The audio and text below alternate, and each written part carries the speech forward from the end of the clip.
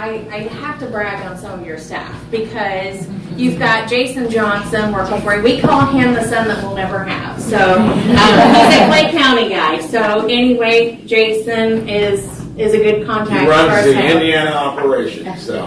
And then Jan come out. Jan Schuler Hicks is your 8th district contact gal. So if anybody has any questions or anything, deliver me the biggest margin in the whole state, baby. Oh yeah. I did DuBois County. But Jan is awesome. I've known Jan for several years, and she's great. So you guys have great. You've got great people on your staff that kind of help us get to you. So good kudos on that. Good job. Thank you. Thank you. Hey, thanks for having me. This is a part of the campaign I loved most, was to get out, and especially in the counties more like mine, some of them up in the northwestern part of the state. Marion County, which is my sister lives in Boone County, Zionsville. And she put me up as a state rep for either 2.5 or 3.5 months each year while we were in session. And as a retired school teacher, retired a couple of years ago, so that's always a hot topic. Was something where my own sister was bending my ear every night. And then when I said, "Hey sis, I'm not running for a 3rd term as a state representative because that's a government that actually gets stuff done." I was real concerned about road funding, getting our bridges repaired, and we did that back in 2017. Got a special bill passed that lets local areas put skin in the game and advance a road project or a bridge project, and got that passed. And we've got it teed up in DuBois County now for a road project that we've been talking about for 40 years. So that's how government should work. Spend it on the things that are important, get it done without taking 8, 10 years to get stuff across the finish. But when I told her that I may need to use your place for 15 months if I'm successful making it through the primary, I thought that's when Sis was going to say, "No, bro, hit the road." She actually said yes. So I ended up, of course, winning the primary, and then I thought, my goodness, when I declared in August of 17, after traveling the state to make sure it wasn't a fool's errand, I felt real good about the idea of somebody with real world experience, an outsider, not your typical farm system politician doing it. It just normally doesn't happen at the Senate level because there are so many things stacked against you when you try that.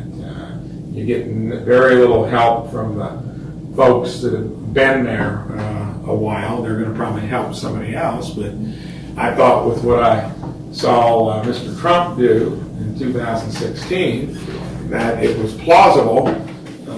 Even though I didn't have that kind of bravado, I still had that kind of energy, and maybe a different approach with a little Cougar humility along the way. But thank goodness that occurred, because I would not have run for senator had the other option been the result. I'll never forget sitting at watching the election results in November of 2016. And it was dragging on and on. It kept looking like, well, maybe, maybe not.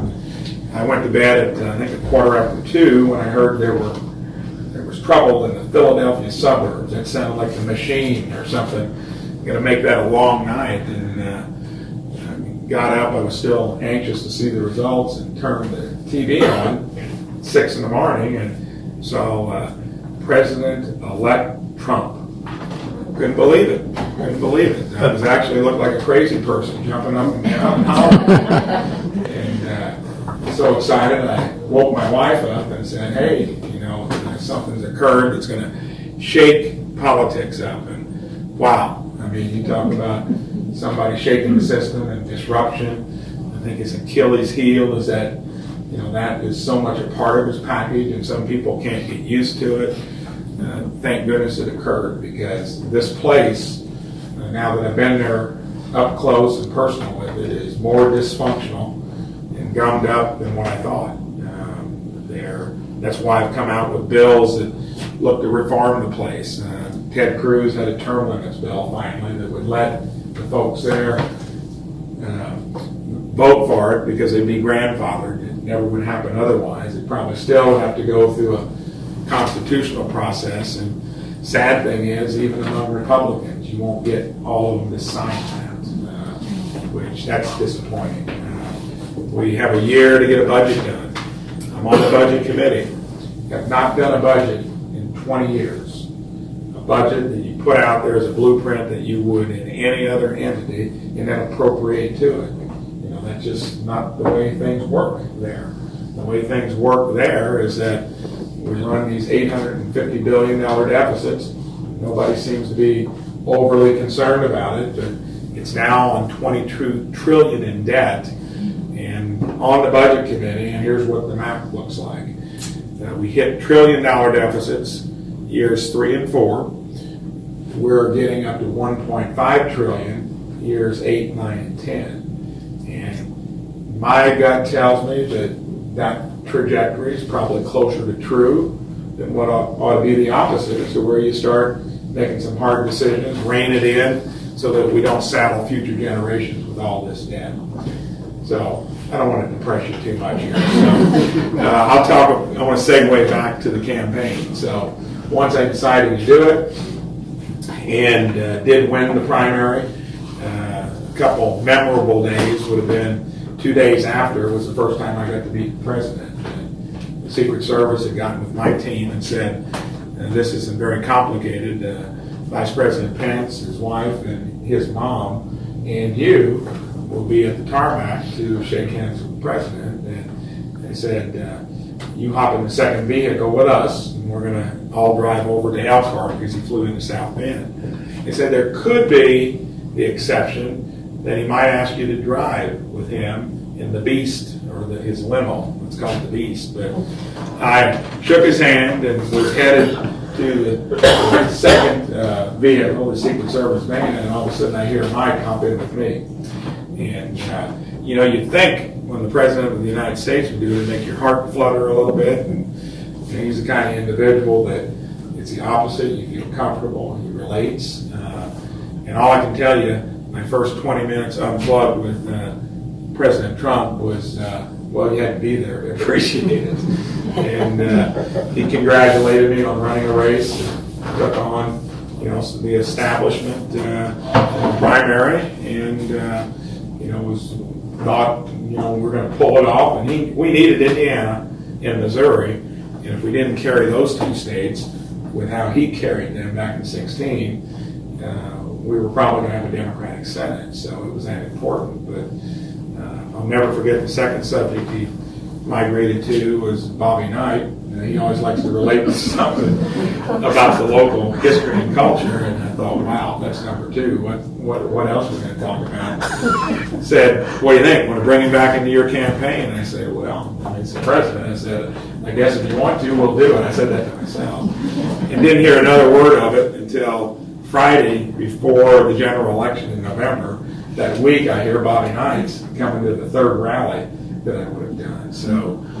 And then the third conversation on that first meeting was, hey, I've been working on something for you, and I came up with it last night. I thought, my goodness, what's this going to be? And he said, well, I've got a nickname for your opponent.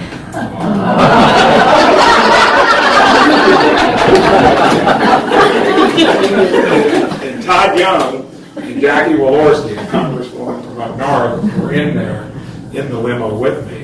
And Jackie called me the next morning and said, when I heard that, didn't even hear the response, I had to look to the window to keep from laughing at So, and this is almost verbatim. He said, I've been asking the senators, aides have been bringing me nothing. I've heard of Mexico Joe, I've heard of Do Nothing Donnelly, need something fresh. He said, I came up with it.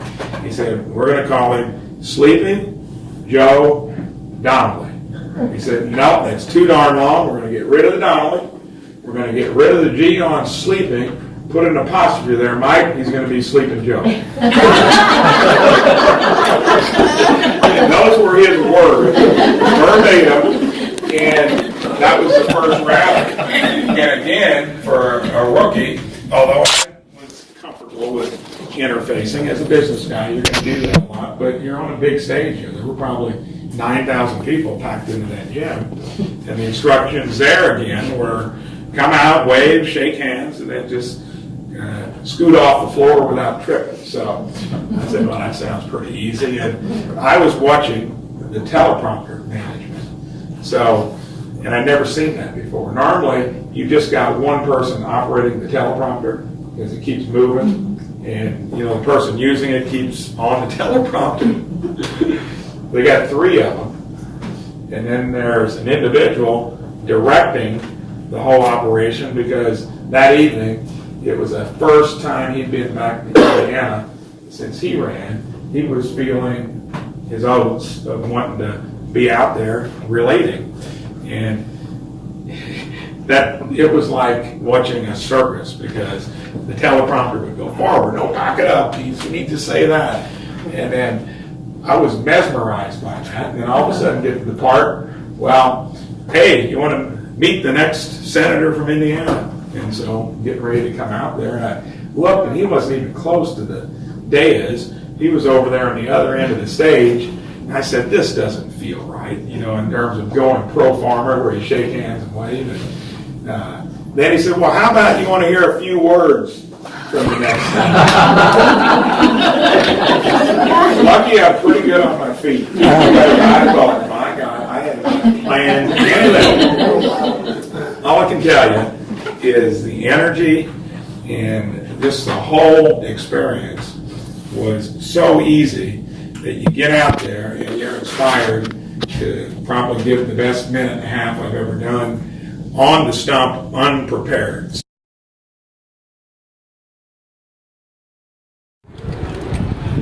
All right. This is with Senator Braun, and I just wanted to ask you, you're in your first term here, and you're making a trip back to this part of Indiana anyway. What are people telling you across the state? Well, you know, when I ran, I covered almost every county, and you know, I'm from rural Indiana, DuBois County and Jasper, and my support was universal across the rural part of Indiana, and most people were fed up with kind of business as usual in D.C., and that was the reason I ran in the first place, and I think they're surprised that the senator now will circle back, and part of what I wanted to do was keep in touch, and during a recess week, I make a point that Tuesday, Wednesdays, and Thursdays I travel around central and northern Indiana, and in a regular week, outside of Easter week, I'd be in and around Jasper, southern Indiana, so this was neat that I could get back, and I think I'd been here twice on the campaign trail, and they all want to know, is it what you thought it would be? I mean, that's the question I get asked most often, and I tell them just honestly, it's a little worse than what I thought it was going to be, and I was prepared for it because, you know, the whole institution is just kind of gummed up and ineffective, and that's why you see so few things get accomplished until there's like a crisis, and then you've got you know, like the Hatfields and McCoys when it comes to the points of view of what you do. And some of that I think has been revealed here recently through, you know, what the folks that believe in bigger government, you know, they got the Green New Deal, they got Medicare for all, get rid of the Electoral College, free college tuition.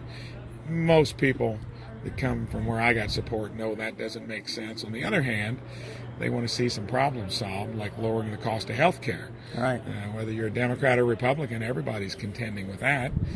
And, you know, Obamacare was, I thought, doomed to fail because it was big government getting involved with big health care. Right. When's that ever resulted in a better outcome, or at least lowering costs? So I'm weighing in on that stuff because I was able to get some things done there in my own business. And, you know, as a state legislator, Jim Baird, who now is a congressman, and I were part of doing long-term road funding, and we can see with all the road construction that that's working here in Indiana, and the feds have not done anything to substantially address infrastructure since the early 90s, you know, beyond what's been in place, and that's not really doing the job. So a lot of those challenges would be frustrating for a Main Street entrepreneur like me that has had, moved at a pace that's a lot quicker than out there. Just got to get used to it. It's part of it. Is there, and I know you're in your first term, but is there any solution to get the Republicans and the Democrats working together as people seem to think they did in the old days back in the 50s and 60s? Is there any solution for that? In the old days, you weren't as polarized, so it was easier to meet in the middle. A lot of, just in our economy, we've gone from small and medium-sized businesses to huge corporations. That's different from what it used to be. Yeah. I always was as much a fear of mine as big government, because it's not the same. And we were more of a Main Street country then, even though we had the large urban areas. Now, look at the last election. It was so close, but almost everybody that lives in a city voted one way versus everybody that lives in a more rural area another. And it's congenial out there in the Senate until you talk about anything significant or a policy issue, and then people get into their corners. And it's basically gotten down to where you even want more government to solve problems when we don't currently pay for what we use anyway. We run huge deficits, piling it on all that debt. Anybody with a little common sense knows that doesn't, isn't going to work in the long run. And then you've got conservatives a lot of times that are apologists for bigger companies that don't compete and do things that would offer better results. So we're caught at that point where if we don't come together, I think it'll solve itself with some significant issues, which is not the way you'd want to run the biggest business or institution in the country, in the world as well. Okay. Thank you, sir.